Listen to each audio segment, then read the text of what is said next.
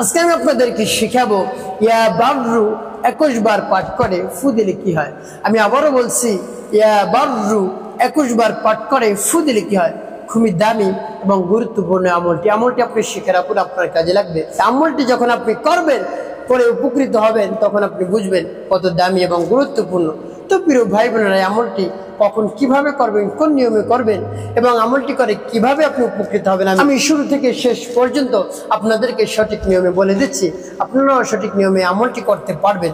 তো প্রিয় ভাই বোনেরা, আপনাদের সকলের কাছে অনুরোধ থাকবে, আমলটি যখন করবেন, ভিডিওটি দেখবেন, তখন না টেনে না কেটে আপনি শুরু থেকে শেষ পর্যন্ত দেখবেন। অবশ্যই আপনি উপকৃত হতে পারবেন ইনশাআল্লাহ। তো প্রিয় ভাই বোনেরা, আমলটি করার ক্ষেত্রে আপনাকে অবশ্যই উত্তম রূপে ওযু করতে হবে। উত্তম রূপে ওযু করে তারপরে আমলটি আপনি করবেন। আপনার যদি ওযু না থাকে, তাহলে যদি তায়াম্মুম করার আপনার সুযোগ থাকে, তাহলে আপনি তায়াম্মুম করে আমলটি করবেন। তো যদি সুযোগ থাকে, তাহলে অবশ্যই পবিত্র অবস্থায় এই আমলটি করা উত্তম। করলে অনেক দ্রুত আপনি ফলাফল পেয়ে যাবেন ইনশাআল্লাহ। তারপরে আপনি আমলটি কখন করবেন? যে কোনো সময় আপনি আমলটি করতে পারেন। যখন দরকার হবে তখন আপনি আমলটি করবেন। তো যখন করবেন, এর পূর্বে আপনি কয়েকবার ইস্তিগফার পাঠ করবেন, আপনার জীবনের গুনার কথা স্মরণ করে। আস্তাগফিরুল্লাহ রাব্বি মিন কুল্লি যামবি ওয়া আতুবু ইলাইহি লা হাওলা ওয়া লা কুওয়াতা ইল্লা বিল্লাহিল আলিয়্যিল আযীম। তারপরে 3 বার দুরূদ শরীফ পাঠ করবেন, সাল্লাল্লাহু আলাইহি ওয়াসাল্লাম, সাল্লাল্লাহু আলাইহি ওয়াসাল্লাম, সাল্লাল্লাহু আলাইহি ওয়াসাল্লাম। এভাবে দুরূদ শরীফ যখন পাঠ করা হয়ে যাবে, ইস্তিগফার পাঠ করা হয়ে যাবে, তখন ফু দেওয়ার দরকার নেই। তারপরে আপনি সেই নামটি পাঠ করবেন। আর সেই নামটি যখন পাঠ করবেন, মনে মনে নিয়াত করবেন, ভাববেন, চিন্তা করবেন কোন উদ্দেশ্যের জন্য আপনি আমলটি করতেছেন, এবং মনে মনে মহান রব্বুল আলামিনের কাছে দোয়া করবেন, আল্লাহ, যে উদ্দেশ্যের জন্য আমলটি করতেছে সেই উদ্দেশ্য পূরণ করুন, বাস্তবায়ন করে দিন। তারপরে এভাবে মনোযোগী হয়ে মন স্থির রেখে আপনি এই নামটি পাঠ করবেন, যেমন ইয়া বাররু ইয়া আল্লাহ, ইয়া বাররু ইয়া আল্লাহ, ইয়া বাররু ইয়া আল্লাহ, ইয়া বাররু ইয়া আল্লাহ, ইয়া বাররু ইয়া আল্লাহ। এভাবে এই নামটি যখন পাঠ করা হয়ে যাবে, আপনি ফু দিবেন বুকের মধ্যে।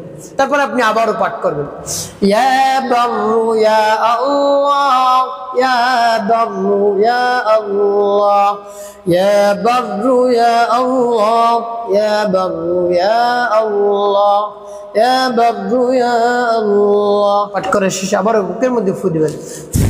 তারপরে আপনি আবারও মনে দরদ নিয়ে নামটি পাঠ করবেন, ইয়া বাররু ইয়া আল্লাহ, ইয়া বাররু ইয়া আল্লাহ, ইয়া বাররু ইয়া আল্লাহ, ইয়া বাররু ইয়া আল্লাহ, ইয়া বাররু ইয়া আল্লাহ।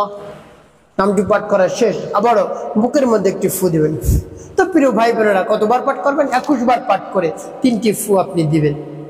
কোন উদ্দেশ্যের জন্য আপনি এভাবে ফু দিলেন আমি আপনাদেরকে বলে দিচ্ছি। এভাবে ফু দেওয়া যখন হয়ে যাবে, এই নামটি পাঠ করা হয়ে যাবে, সর্বশেষ আপনি 3 বার দুরূদ বিরাম পাঠ করবেন, আল্লাহুম্মা সাল্লি আলা মুহাম্মাদ ওয়া আলা আলি মুহাম্মাদ কামা সাল্লাইতা আলা ইব্রাহিম ওয়া আলা আলি ইব্রাহিম ইন্নাকা হামিদুম মাজিদ। اللهم بارك على محمد وعلى ال محمد كما باركت على ابراهيم وعلى ال ابراهيم انك حميد مجيد. اللهم صل على محمد وعلى ال محمد كما صليت على ابراهيم وعلى ال ابراهيم انك حميد مجيد.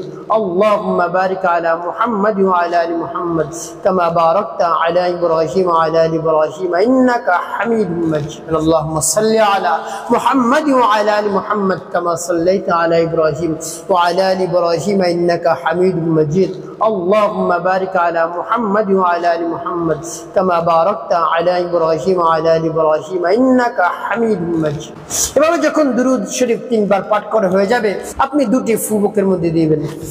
তো প্রিয় ভাই বোনেরা, কোন উদ্দেশ্যের জন্য আপনি আমলটি করলেন? অনেক দামি গুরুত্বপূর্ণ আমলটি। আপনি যখন কোথাও ভ্রমণে যাবেন, সফরে যাবেন, নিরাপদ সফরের জন্য অনেক সময় দেখা যায় সফরে যাওয়ার সময়, দূরে কোথাও যাওয়ার সময় দুর্ঘটনার কারণে গাড়ি অ্যাক্সিডেন্ট হয়ে যায়, অনেক সময় সমস্যায় পড়ে যায়।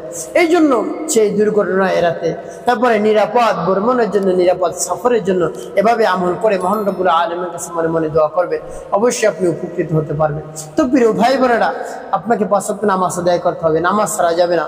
এই জবান দ্বারা মিথ্যা কথা বলা যাবে না। বেশি বেশি মানুষের কল্যাণে কাজ করবেন, অবশ্যই আপনার জীবন শান্তিপূর্ণ এবং সুখময় হয়।